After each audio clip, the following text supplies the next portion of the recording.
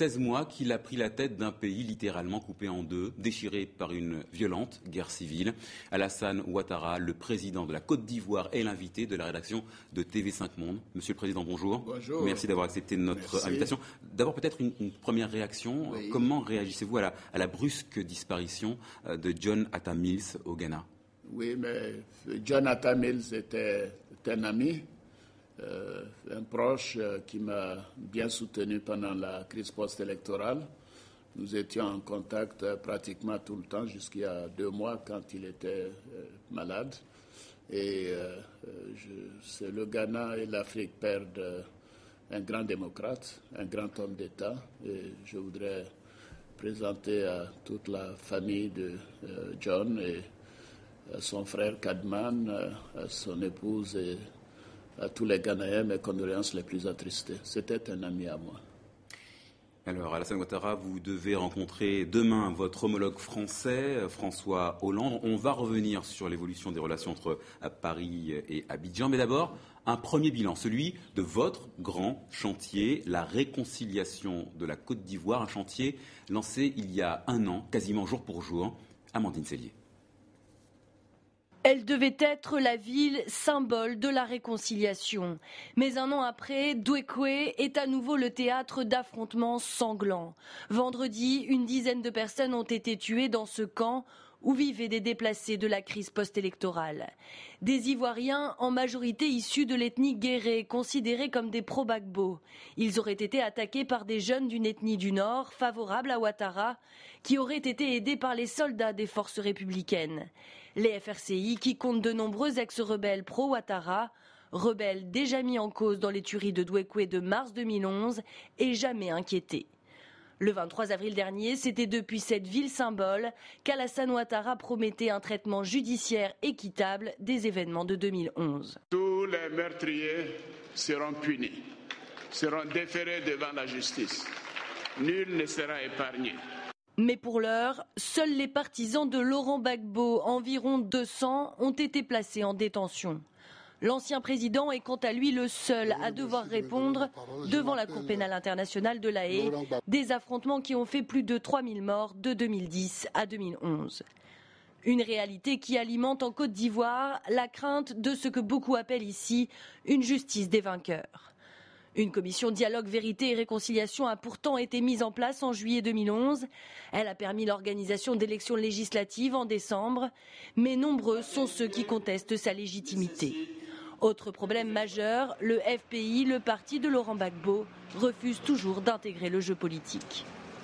Nous ne sommes pas d'accord avec le cadre permanent de dialogue, qui est un cadre piégé d'avance par le pouvoir en place. Pour ces 2 raisons fondamentales, la discussion est bloquée. Premièrement, le pouvoir a peur d'affronter le Front populaire ivoirien qu'il a chassé de façon antidémocratique du pouvoir. Deuxièmement, si on doit donc discuter avec le Front populaire ivoirien, il faut de façon stratégique arranger un cadre pour diluer la capacité politique, le talent politique du Front populaire ivoirien. Nous percevons tout ce jeu et nous ne sommes pas d'accord. Tant que la classe politique ne donnera pas l'exemple, les Ivoiriens semblent donc condamnés à douter de cette réconciliation.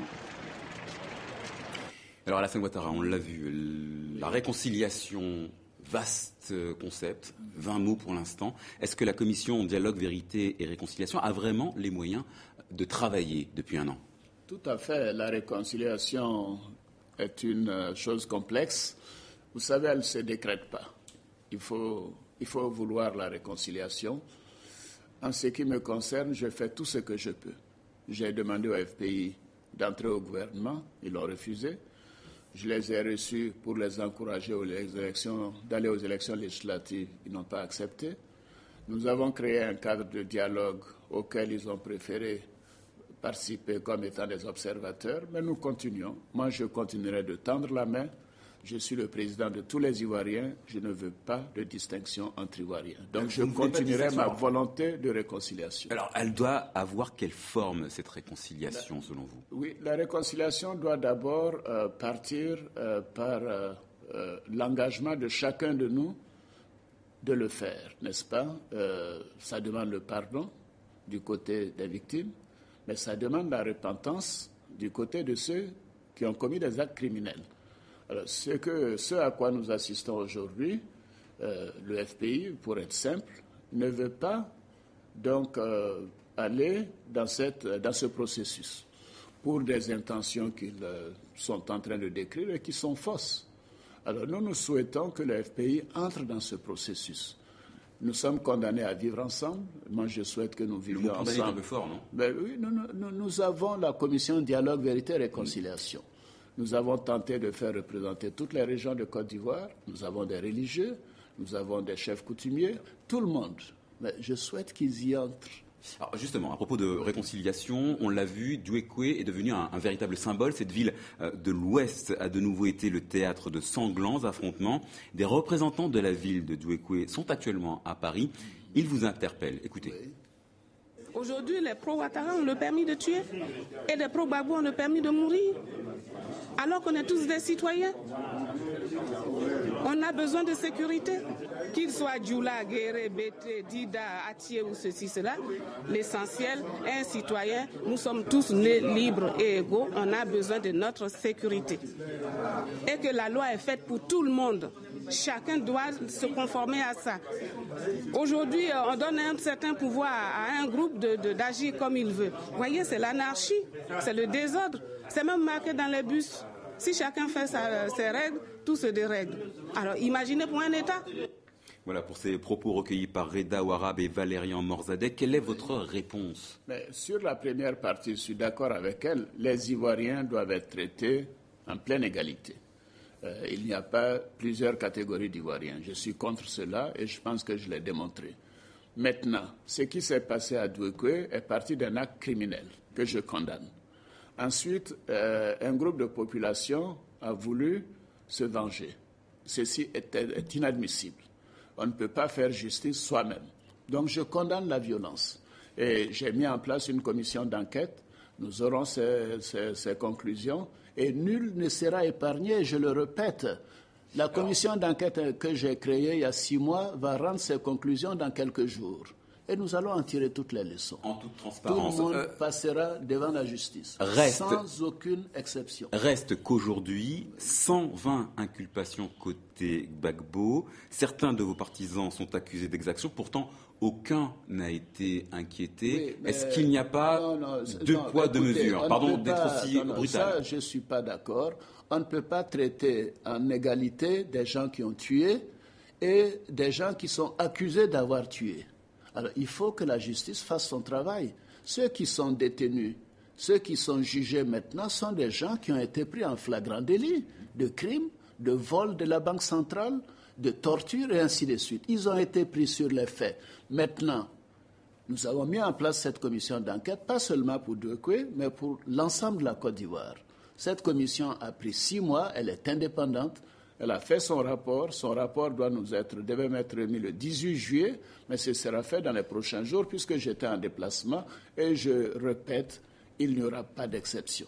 D'après certaines ONG dites indépendantes, je pense à la Ligue des droits de l'homme, je pense à Human Rights Watch, les violences, les exactions se dérouleraient sous l'œil presque bienveillant de l'armée régulière. Est-ce qu'il y a comme une forme de laxisme au sein de l'armée? Non, mais je crois que, vous savez, certaines de ces structures sont crédibles, mais nous avons des enquêtes.